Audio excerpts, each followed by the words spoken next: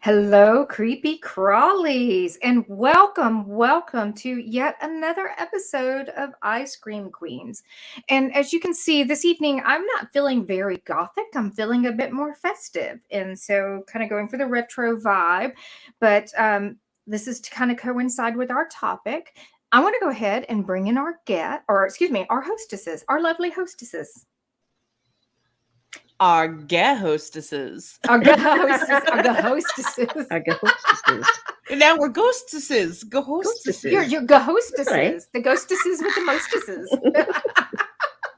How is everybody doing this evening? Oh, I'm good. I'm tired.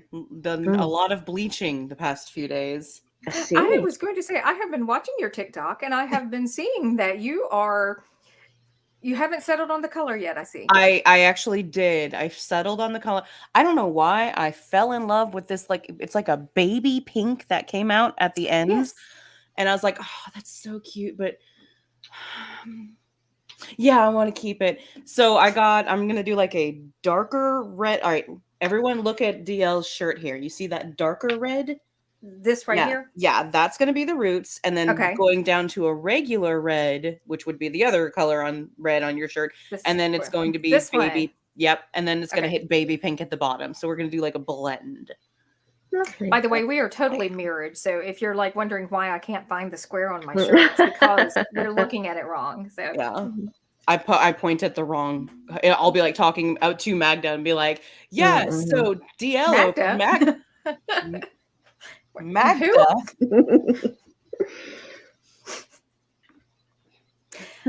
Me looks behind for creepy crawlies. Oh, right. That's me. I love when we get commenters like that. I do too. So Magda, what have you been doing this weekend? As most people preparing for the Christmas holidays, we've got some traveling to do, which means getting wee ones and packages and all that packed up and ready to go, as well as doing a holiday baking, since I've got traditions in my family from around the world. A lot of German, who I spent some time in Hamburg when I was little, sort of adopted quite a bit of that, and bits and pieces here and there. So lots of baking and preparing to go. The only other thing I think that we really must mention today was the biggest thing in the news as far as the goth world goes. Yes. You have to say the passing of Anne Rice. That's it made my soul ache. I don't know anyone, especially of a certain age, who didn't have so much of her influence in our everyday lives. I mean, reading Interview with the Vampire to begin with, and then following Lestat through all of that as I grew up, as I jokingly refer to that period in my life as my baby bat moments. So yes. Yeah. Oh yes. Oh yeah, The Vampire Lestat was a huge, specifically like that was my favorite book. Loved that one. I read that one on repeat for like months straight. I actually have a copy of The Vampire Lestat in French that I bought when I was at Charles de Gaulle Airport waiting on my trip back to the States from some time that I spent overseas. Well, I do have, I actually have my copy because I knew that we couldn't let this evening pass. And it's not The Vampire Lestat, but I have my copy of Interview with the Vampire. And so several years ago, this one is actually not to me, this one was to my husband, but several years ago, we had the fortune, we were able to meet with Anne Rice, and she was here in Memphis, and it was just, she was a lovely person. And, when you do book signings and events like that, you don't really get the opportunity to interact with the author that much other than, here's the book, sign this. She was so gracious and just a lovely, lovely person. You ended up standing for hours on end in the line to get the book signed and stuff like that. But then, she was also out and about in the area. So if you were lucky enough, you were able to see her at some different places. So that was kind of an interesting little bit of, but yes, she was in Memphis and we did have the opportunity to meet. I poured wine and beer for Anne if I had that or the money to buy said voices. Well, I will say cheers and we wish you well on your journeys, Anne. I forgot a drink, but we cheers. know. We know. Schlange. She was such an instrumental part in developing not only my my love of goth culture and developing my style, but just everything from the things that I have in my home. And, you know, it's like everything about Anne Rice impacted me in some manner, whether it was the books and her writing, my love of vampires, or just the love of the New Orleans culture, because she was so just ingrained in the city of New Orleans too. So yeah, but it is a somber day for those of us that are, I don't want to say elder goths, because I think that she really did touch not just us, but like even my baby bat has read and loves Interview with the Vampire. So I have hopes that her passing may not be the end. I do know that her son was working with her on writing everything, and she, you know, told him all of the things that were going to happen or were supposed to happen. And I do know that he was assisting in writing, sometimes writing his own stuff. I think they were even talking about a show together at some point where he was going to help with the show. So I do have hopes that it doesn't mean the end of that saga universe. No, actually, there is a Interview with the Vampire series that is coming out on, is it AMC? I do believe it is. AMC has picked it up, and Christopher Rice is the executive producer. So I'm very anxious to see where it's going to go. I know that it has made several changes from the original storyline, but you know, it's going to incorporate changes, and you know, we're excited to see it and where it's going to go. Her son is throwing a fan party in 1 year. Oh, for Anne Rice. Oh, I have to ask Magda, because I know that you were kind of in this area as well. But have either of you ever been to the Anne Rice Vampire Ball in New Orleans, the Masquerade Ball? I never got the chance to go. I would have loved to, and there were many times where I'd planned to, but things sort of fell apart and it did never happen. But I would have loved to have gone at some point. That would have been, yeah, very epic. I'm curious if the below mentioned fan party is going to coincide, because it is still an active event. Possibly. I don't know. I would have to do more research into it. So really random sidetrack. Magda, you mentioned baking. Can you, or just if anyone else that is watching has a great recipe for a white chocolate macadamia nut cookie? I've never made one, and my husband has requested them this year, and I'm like, all right. So yeah, anyone has a good recipe for that, please help me. I do not. I have a lot of cookie recipes, but that is not one I've ever made before. Same. Well, I want to go ahead and let's move forward into what we're going to be discussing this evening. And I understand that Magda has prepared a musing for us. And if we can take a quick moment and listen, and then once it has played through, I'll give you a little bit of information about it. The Winter Guest. One wintry night, midst snow and sleet, I lay in slumbering restless sleep, tossing, turning beneath the sheets, alone within my lair. I heard the door creak open wide in footfalls as someone stepped inside. Wondering what visitor had arrived, I crept to the top of the stair. I peered into the darkened room and strained to see into the gloom. Still footsteps echoed like a tomb, but I saw no one there.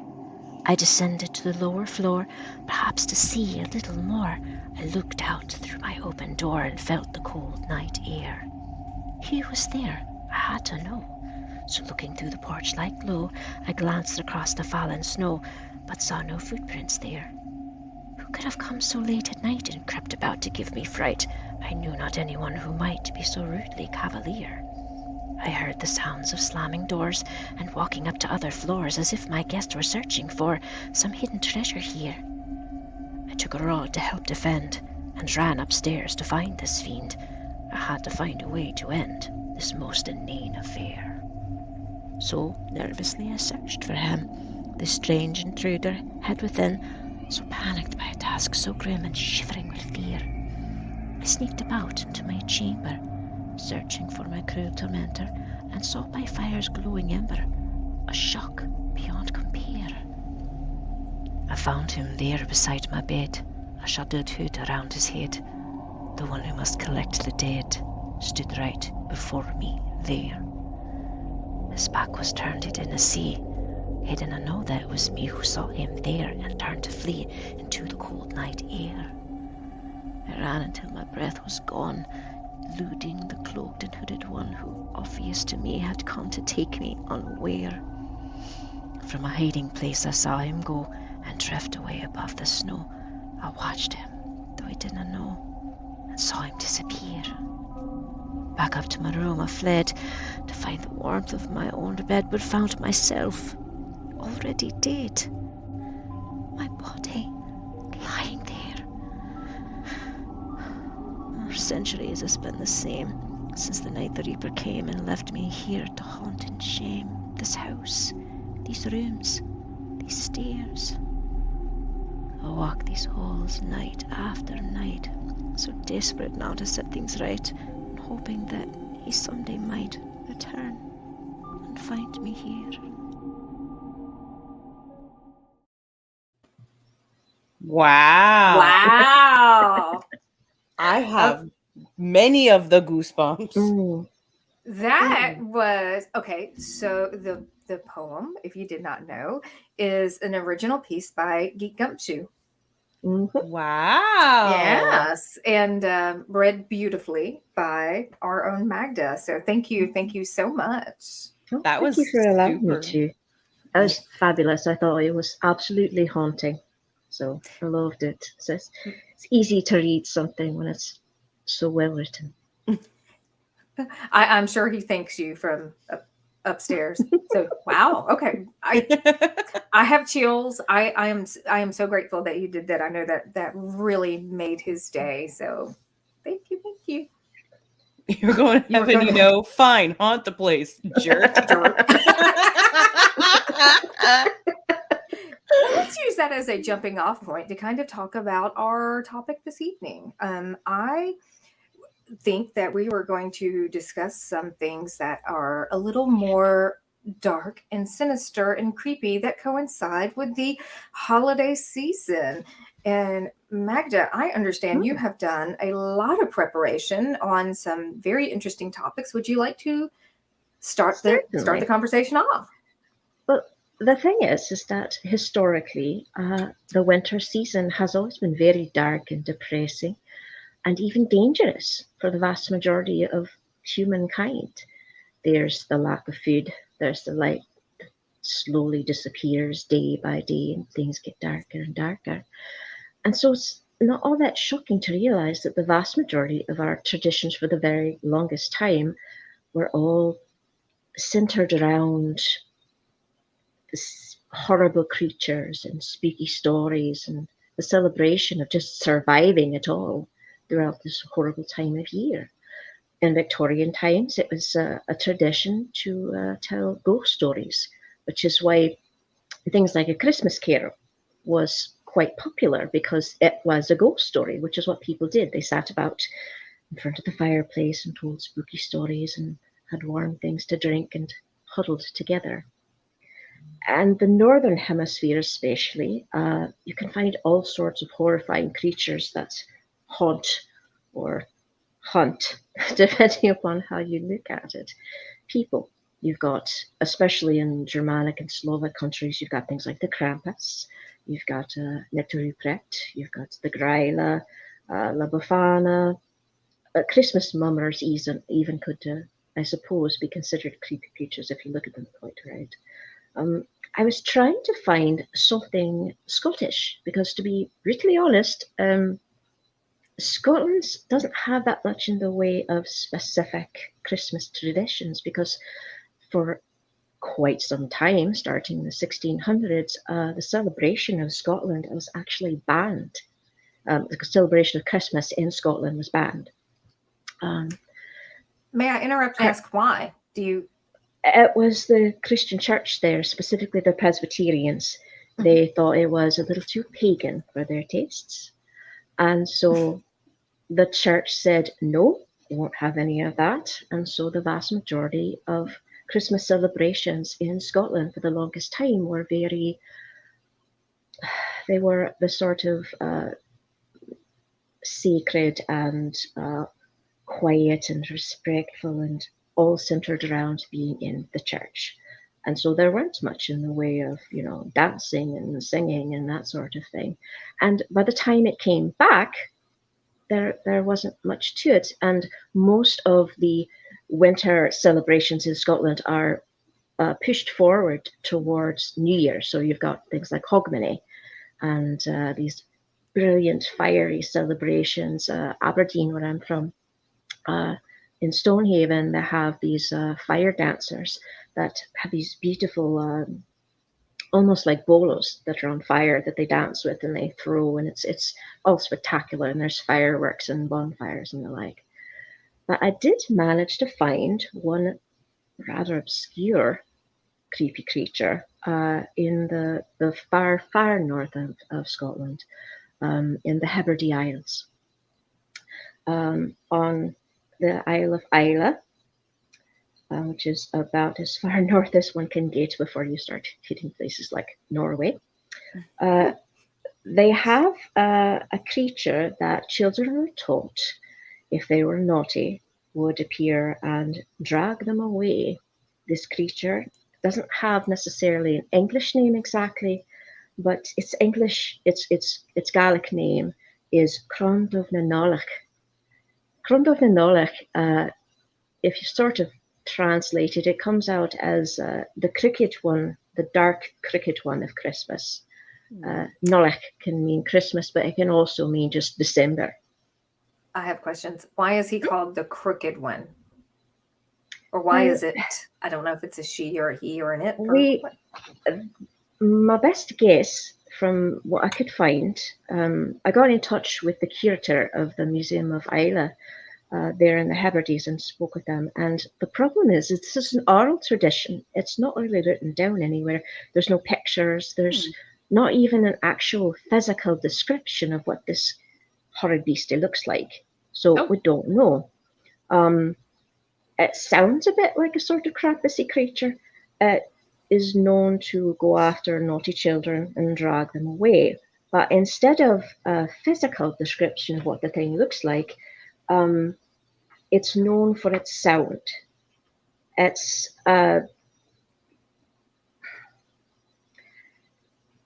proof of existence, so to speak, is that children were told that the sound of the wind whistling down the chimneys, the wailing sort of screaming sound it makes, was the creature, was the cricket one of Christmas, screaming down the chimney of the houses of the places where there were naughty children.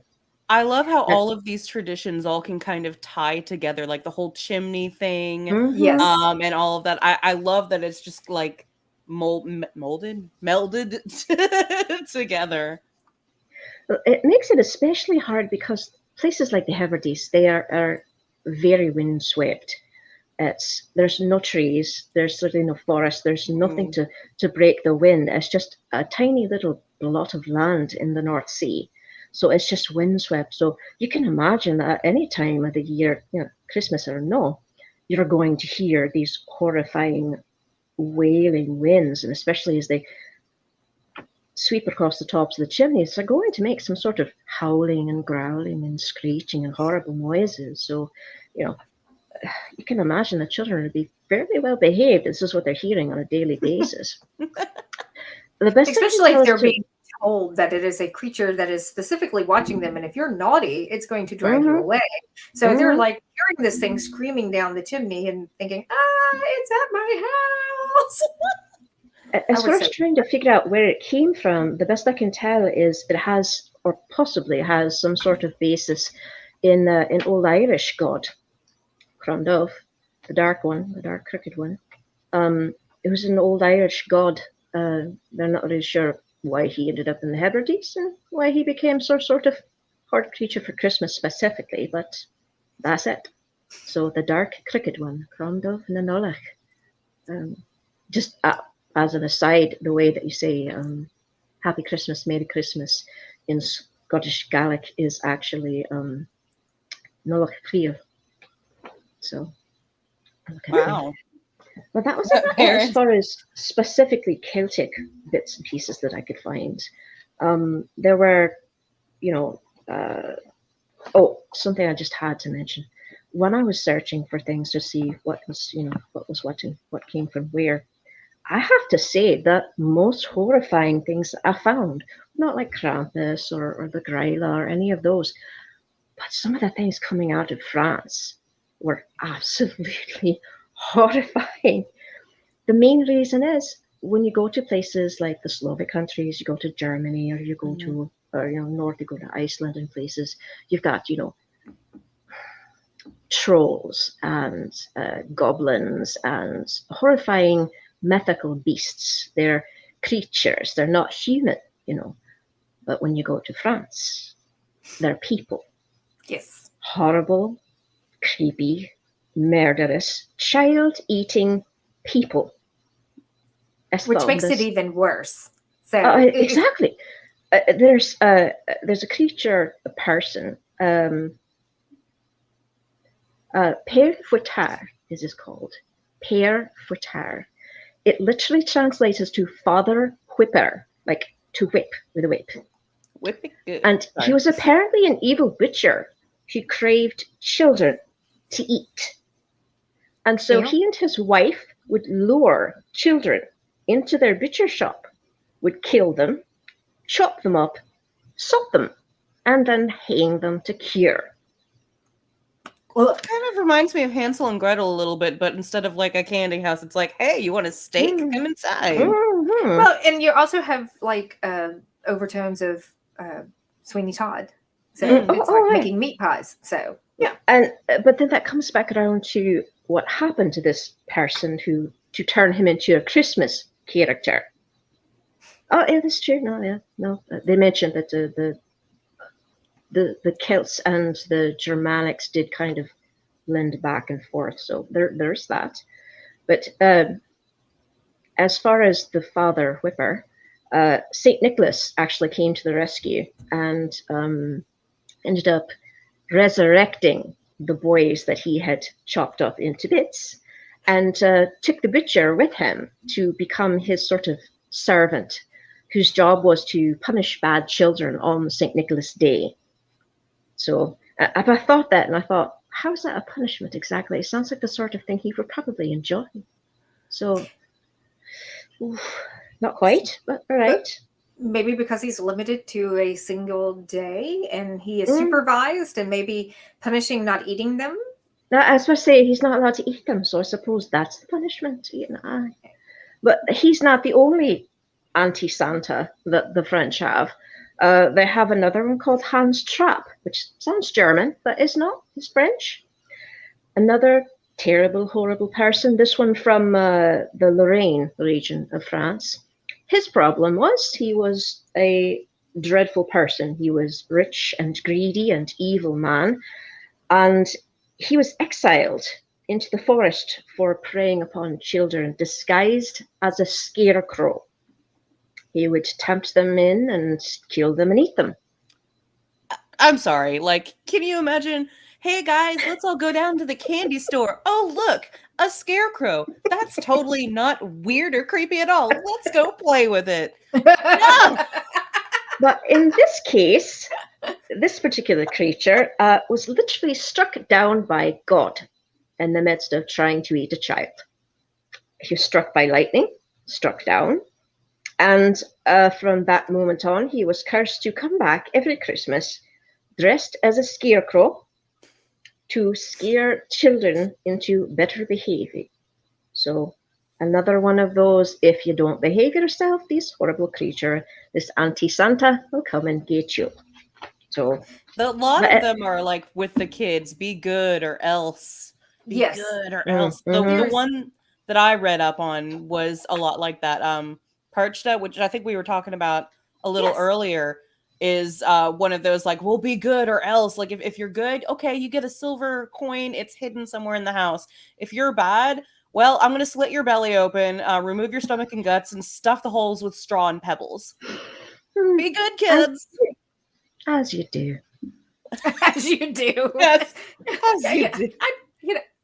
I just did that yesterday. That's my one of the morning fun makeup things routine. about Perchta is that Perchta is actually one of these creatures that has multiple personalities, so to speak. There's beautiful Perchta, which is known as the bright one. And then there's ugly evil Perchta, which is the belly slitter. So yeah, that one harkens back once again to the old gods. So it goes back to the pagan tradition that got taken and it had a added lot of into Christmas. had a lot of pagan undertones. There was a whole like she had a different foot. One of her foot was malformed or something to show that she was possibly a shapeshifter. There was a whole lot to that story, but really just the whole slitting their bellies open and taking out the inside. That was that to me. That's like there's the selling point. Yes. Merry Christmas. Happy holidays. Have you ever seen the Krampus horror film? I have not. Because Perchta's in it. Oh, she's actually portrayed as sort of a demented angel doll. Oh, that sounds so cool. Okay, now that's fun. Back to that with my children this holiday season. So it's interesting listening to these stories because, like, when we started talking about Perchta and her, I guess her slitting of bellies. So we went camping with Mr. Fish recently. Be good or the scarecrow will kill you. Just ask your sister, but you don't have. But I don't have a sister. Exactly. Oh, okay. Thank you, Eli. He always has the best comments. Yes. We decided to go camping in. I want to say it was North Carolina, and one of the creatures that is known for living in that area is basically, it sounds very similar to Perchta. It's a witch, and she's known as Spearfinger. And if you leave, it's like she will slit open bellies, steal children. So there's a lot of, but she's of Native American origin, if I remember correct. So it's just kind of interesting to hear the similarities between the two. She is not specifically designated to being seasonal, but you can like leave meat out for her. It's like, yes, the people that I was camping with were leaving like meat offerings out to Spearfinger, hoping that we would like draw. I'm like, really? This is where we're going? That's how you draw a bear, guys. Oh. We had those too. It was a beautiful area to camp in. It was the Mile High Campground in North Carolina, which I do believe is you're going closer towards like the Smoky Mountains and stuff like that. But it was an absolute beautiful area and a lot of wildlife. I can yes, absolutely beautiful. But yes, my group was trying to get Spearfinger to visit them. So, this crew never take them anywhere because it's like, hey, can we call spirits? Yep, let's try it. What do they like? Let's feed them entrails. Let's feed them entrails. Sorry. Okay. I'm sorry. Yeah, Mr. Fish, if you're listening, please comment to that because there's video. Oh my gosh. We have proof. We have proof. Yes, there is like night vision video. Things were moving. We're not going to discuss it, but it was a little bit. There is a video of the Spearfinger outing. Yes, there is. There is a video. So, Axel from a distance. It's a brat with a finger. No, we were good. These comments, oh my god. So I actually was doing a little bit of research on Mary Lloyd. I keep wanting to say Mary Loud, but it's Mary Lloyd, which is a Welsh tradition, not so much geared to keeping the kitties in line. This really sounds more along the lines of something that our group would enjoy doing. Let's see. Fun. There's a horse skull. There is ribbons. It goes door. Oh God, that is so beautiful. That is so pretty. I know. It's like there's a sheet that hides people. It's a horse head on a skull. You go door to door. There is a singing battle, and you try to get into people's houses. And there is food. There is beverage, which it stems around I'm going to say this wrong. Wassailing. Wassail. Wassail. Wassail, wassail all over the town. But yes, it does stem around that tradition. And so basically the keeper, the herdsmen of the Mary Lloyd take this creature and they go door to door and they'll knock on your door and you have a song battle with the skull. And generally if the skull gets into your house, how is it? Bear with me. I have this written down because this was absolutely hilarious. Once inside, the entertainment continues with Mary Lloyd running around, neighing, snapping its jaws, creating havoc, frightening children, perhaps even adults, while the leader pretends to try to restrain it. I want to do this so bad. Bad horsey. Bad horsey. Stop tormenting those children. And the packmen are called merrymen, and they play music, they entertain the house guests. But there is basically a song that coincides with this tradition where the horse skull asks for admittance to your house, and you sing a song saying, "Nope, you're not getting in." And then it counters, and it's like, "Yes, I'm getting in." This is not exactly the way it goes, but and then there is merriment and drinking and eating, and it is considered good luck to have Mary Lloyd come to your house. Now, one of the things that I found very interesting is that there are a lot of different interpretations of what Mary Lloyd means. I have seen everything from it means Holy Mary, it means gray mare. And then the last one that I saw was in an English term meaning Mary Lude, which is more along the lines of a game. So, but because it is such an old tradition and there's not a lot of written information about it, there's some question about where it originated from. So, the other thing about Mary Lloyd is that it's an older tradition, but it's only really traced back to somewhere around the 1900s as far as where it became popular. And it didn't last very long, and it was only in parts of Wales. So parts of Wales had it, others didn't. I have friends who are Welsh, and some of them are saying, no, we never did that. And it was not something we'd actually ever heard of until only, in the past 20 years or so, when it became ubiquitous. People liked it so much, they thought it was so hilarious that they had to share it. And then some of the reason why it disappeared for so long was the fact that all of those songs that they sing back and forth to each other are traditionally supposed to be in Welsh. And for a long time, not a lot of people spoke Welsh. So now, though, it's become much more of a national pride sort of thing where people just speak Welsh. The television shows are in Welsh and all of the signs are in Welsh. And so with that being much more popular and much more people knowing about it, they tend to go back to a lot of the older traditions and revitalize them. And I think that's fabulous. I think they should do more of that. Now we're about halfway in, so I want to basically take a moment. We normally do this at the beginning of the show, but we do have an audience participation question, and we do have a lot of people who are kind of joining in with the chat. So if we can pop that up, what is the strangest holiday or Christmas season celebration you have ever participated in? I'm looking at you, Magda, because I have a feeling that yours is probably a bit more diverse than.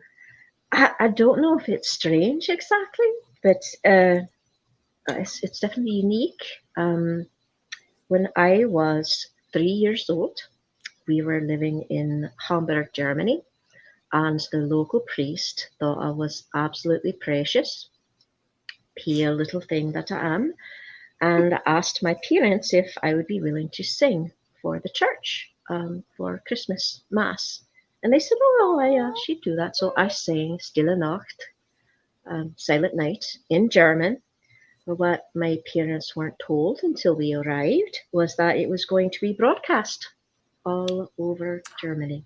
Oh, So somewhere my parents have a VHS tape of a itty bitty teeny tiny me in a huge church sitting on the steps singing Silent Night in German with these priests and all the beautiful things behind me. So that was unique. that is adorable. I think Okay. I think Lauren's ovaries just went into overdrive. I don't need no more. I don't need no more. No, it gets worse if I show you what I was wearing. Oh Christ! I'll see about sharing it with you, ladies. I don't know if I want to post it. As a traditional German Christmas girls. tree orbs. Enchanted Mountain Paranormal Southern Branch. Oh, Okay. I see. We need to know a little bit more about this. Please share anything additional What are information. Christmas tree orbs? I don't think I've done any holidays for it. Oh, okay. Oh. So the closest I can think of when it comes to interesting holiday stuff, like my family, we did Christmas traditional, but I was in many choirs throughout the years, and I have done, I don't even know how many madrigals, like in traditional attire, and done the entire wassail song, the boar's head, all of that, and it was always it was like a show and a dinner. Like people would sit down, we would come out, we would do dancing, we would have skits, we would have songs, and people would like eat dinner. Like here's a half a chicken, have at it. And it was super, super fun. The other thing I would do is we would dress in Victorian garb and we would go caroling around the town as well. That's fun. So I've done that. It is fun, yeah. I don't think we do anything unusual. I mean, I'm trying to think if there's anything odd that we do with our family. I'm asking the cabana boy upstairs to send me a text just in case. I know there's weird things that we do. The biggest thing that actually stands out with me and my family with the holiday season is specifically superstitions. My family is very much Southern Gothic. We grew up kind of in this area, and there's a lot of things that, and I feel like these are things that are superstitious because, you know, housewives don't want to do this during this, like they don't want to get up, like ironing. Ironing is a very, very specific chore that my family, specifically my mother and my grandmother, it's like, you don't iron, you don't, you know, there are things like that, but it's like, you don't do any type of laundry, you don't do any type of ironing. You also, it's like, there are all these little type superstitions that we grew up around. And I know that when I met the cabana boy, and I'm like, oh no, I'm not ironing anything on Christmas. You got to get that like 3 days in advance. So I'm like, because you know, those things carry with you. It's like, if you are not used to doing those type of activities all your life, you don't get to. The other thing is that we do not gift knives. Isn't that strange? My family believes if you gift a knife that you are cutting that person out of your life. Cutting ties with them. My old kung fu instructor used to believe that. Like one year we bought him, not knowing that, like some throwing knives, and he was like, "Thank you, but this is not a gift. Here's $1. I'm buying these from you." And that's what we do now. And anytime anyone gets a knife, be like, "Here's a penny. I'm buying these from you. It's not a gift." I had, growing up, one of the German Christmas traditions was having the Christmas tree spider. Did you ever have that? No, but that sounds horrifying. It's actually it's similar to the pickle. I have one of those too. I don't even know about the pickle. You were saying something about a pickle, and I'm like, well, there's a little ornament, a little bright, usually blown glass, pretty little bright green pickle that you hide on the Christmas tree somewhere, and the child that finds it gets a special treat. The Christmas spider is actually quite a lovely little story about this family who goes and cuts down a Christmas tree, and they take it inside. And living on the tree is a little spider, and the spider begs and pleads for his life, does not want to die, and asks if he might please be allowed to stay. And the family decides, well, it's Christmas. I suppose maybe we can go ahead and let you stay. And in thanks for that, the spider decorates the entire tree from top to bottom with beautiful webs, with dew clinging to them, sparkling, making the whole tree look lovely. So we always have a little tiny, somewhere hidden in the tree, we always have a little spider ornament for the Christmas I want spider. a Christmas spider. We have a Waldo. I have a Waldo. We have a Waldo.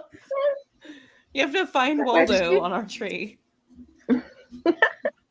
I don't know that it's like a search game, but there's like a murder of crows in my tree right now. Nice.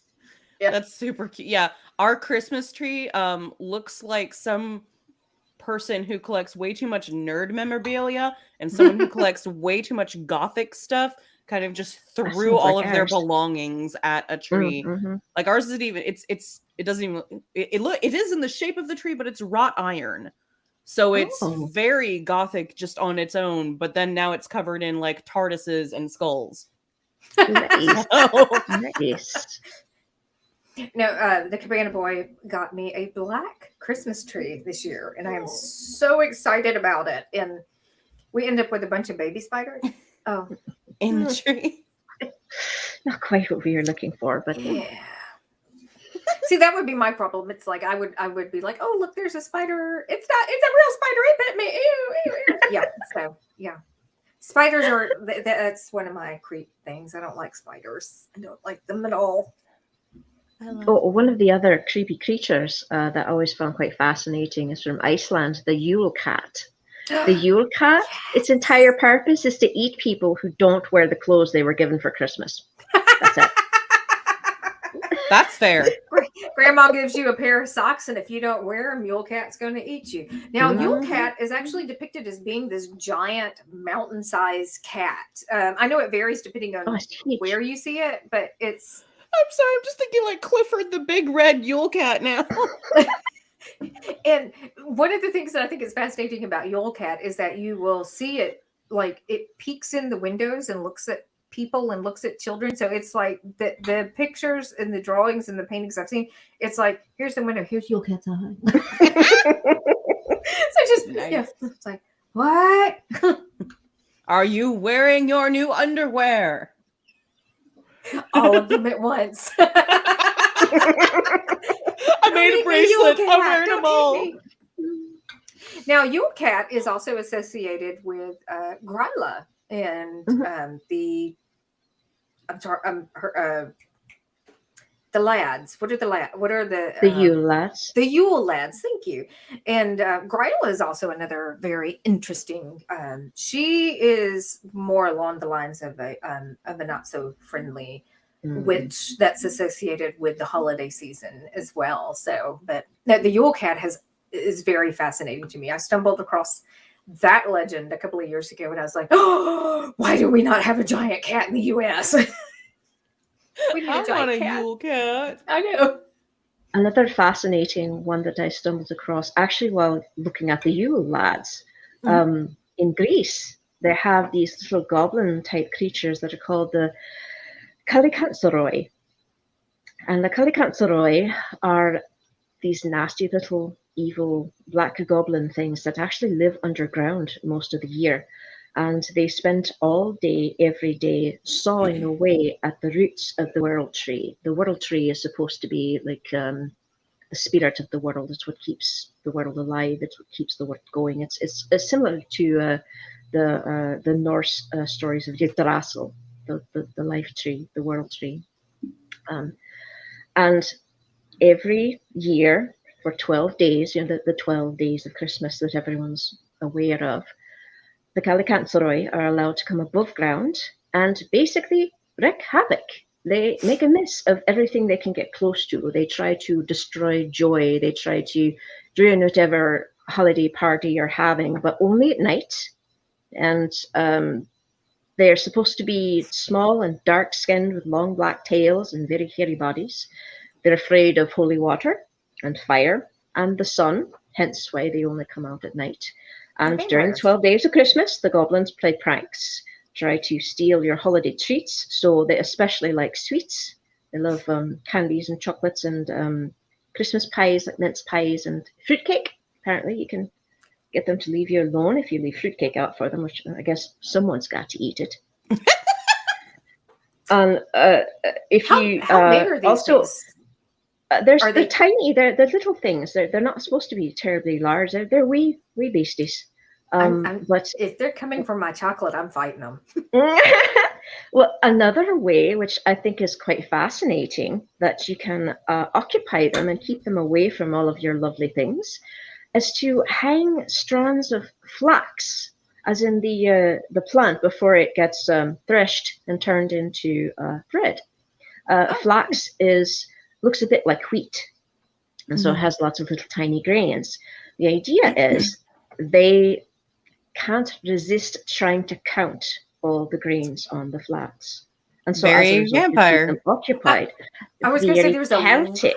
It reminds me of the Fae, of the She in Celtic stories, because if you spill sugar on the ground, they're supposed to have to count each individual grain, the same thing as sand and salt. So with the Calicanceroi, if you can keep them occupied counting something, then they won't be able to help themselves and they'll be caught out by sunrise and destroyed. But after the 12 days are over and they go back underground, they find that the sawed portion of the world tree that they've been going after heals itself while they're not there to saw it. So they immediately throw tantrums and stomp their feet and pick up their saw and begin trying to destroy the world again. So basically, childish vampires, little mini childish vampires. That's what I'm picturing. Nasty It's like little hairy beastie things. How do you get rid of a relative you don't like? Give them really ugly and itchy sweater for Christmas, and then let the old cat. I'm good with that. We had a less creepy version of the Elf on the Shelf. Okay, first of all, Elf on the Shelf is horrific. I hate that little thing. I hate that. Can we pop that question back up or that comment back up, because there was more? And Bella would get into mischievous trouble in the night for the kid to find in the morning. Okay. No. No. I'm Celtic, so the idea of purposefully inviting the Fae into your household for any reason whatsoever is just an enigma. No, just no. I am not team Elf on a Shelf either. No. At all. But there was a super hilarious post that I read the other day on Facebook, and it is now relevant, so I must tell you. Somebody accidentally touched their elf on a shelf, and which means that apparently he loses the magic. My apologies. I have children walking through here staring at me. Anyway, apparently touching the elf on a shelf makes them lose the magic. And so she texted Santa Claus and asked Santa Claus, like, hey, how do I get Elf's magic back? The kids didn't touch him. I accidentally touched him. So the secret behind this is she was actually texting her sister, and her sister was replying as Santa Claus. And the sister was like, oh, no, I've got you. Yeah, there's a ritual. You put out a circle of salt, and you have to have at least 3 people. They literally wrote out the entire craft. Hail to the watchtowers of the Guardians of North. The entire thing. And then asked for them to videotape it because Mrs. Claus would really love to see it. We haven't seen it done in so long. Oh my gosh. I lost it. Brilliant. I was cackling. Oh my God. That, yeah. Now, the only thing I do like about Elf on a Shelf is the really mischievous ones that are getting into all kinds of trouble. Those are fun, but no, I'm with you. I don't want to invite anything vaguely fairy or any fae, any elves, anything of that nature into my house. And yeah, no, you don't do that. Yeah, no, I'm if we're gonna have a creepy thing wandering around the house, it's gonna be like the doll in the hall, the creepy porcelain doll that is just moves around through the house. Now, I will say that is me. I do buy, it's like if I find an old doll somewhere, I occasionally am stopped. First of all, a lot of times the cabana boy will take photos of like creepy dolls and creepy paintings and stuff like that that I'm not allowed to bring home. But yes, I do have a small collection of creepy dolls that we think might be as above so below. Santa will call upon you, ho ho ho. I can't. Oh my god. Oh, Well done. but yes, no, I think I don't mind the idea of having a ghost in the house, but no fae, no elves. Ghost is okay. I'm okay with that. So speaking of things that sounded like lyrics to me. Lyrics, spells, same thing. I'm just gonna round it out here. There's a song I was wanting to talk about tonight, just real quick. It's called White Winter Hymnal. The person who wrote the song, it's a very ominous. The lyrics are very ominous. It's little creepy, and the person who wrote it left it very open and vague on purpose because there's a meaning to the person who wrote it, but he wanted it to be able to have a meaning to anyone who would hear the lyrics. And so I'm just going to say them real quick. And I just want to know, what do y'all think of when you say these lyrics or when you hear these lyrics? I was following the pack, all swallowed in their coats, with scarves of red tied round their throats, to keep their little heads from falling in the snow. And I turned round, and there you go. And Michael, you would fall and turn the white snow red as strawberries in the summertime.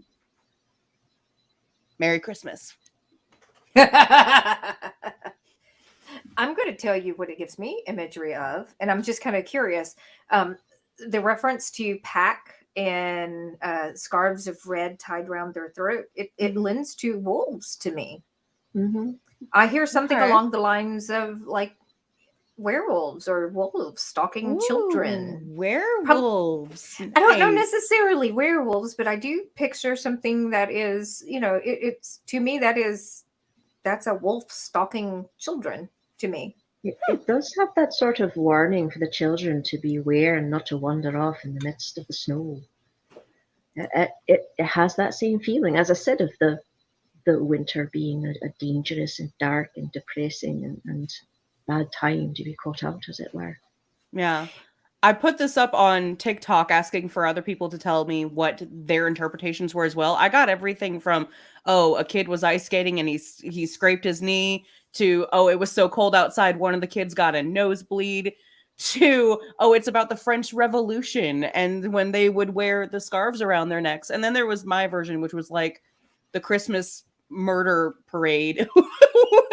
All right, we're going to hear this now. Christmas murder parade. The Christmas murder parade. It's where they took all of the prisoners and they executed all of them by cutting off their heads. And then they put them all back on horses and put their heads on top of them and tie a scarf around them to keep their heads on them. And they marched them through the town in a parade to show off all of the dead prisoners and be like, don't be like that guy. And then one of their heads falls off in the middle of the parade. And that's what I heard.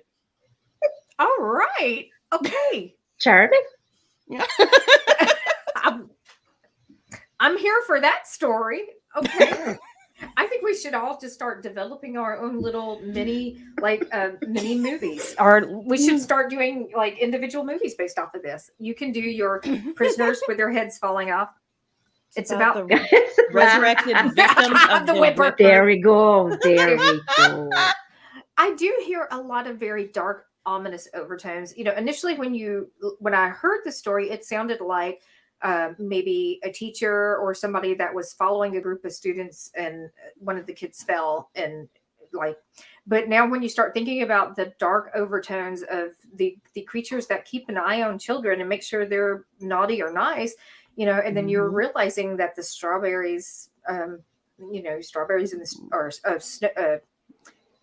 turn the white snow red like strawberries in the summertime. I'm like, that's a lot of blood. That's a lot of Mhm. blood. That's yes. a lot of blood. So Other people were saying it's about a snowman and the Yeah. scarf on the snowman, and then his head gets knocked off and the scarf ends up on the ground, and that's the red. There was a lot of different interpretations. Someone else requested, they're like, you should keep doing this as a series. Next time, do the ones about the drunken people who are trick-or-treating and asking for pudding and booze. And what?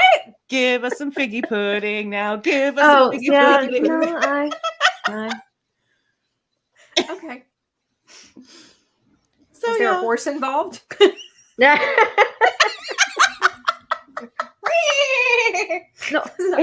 if you haven't, you should look up video of Mary Lloyd, because she's terrifying, because they put a little spring in the horse's jaw, so it snap, snap, snap, snap. It's very loud and quite terrifying, actually. If I were a child, no, if I'd grown up with that, I'd be frightened half to death by that. I would have loved it. Having a rap battle with a snapping horse head. It's like, A rap battle with a snapping horse head. Oh my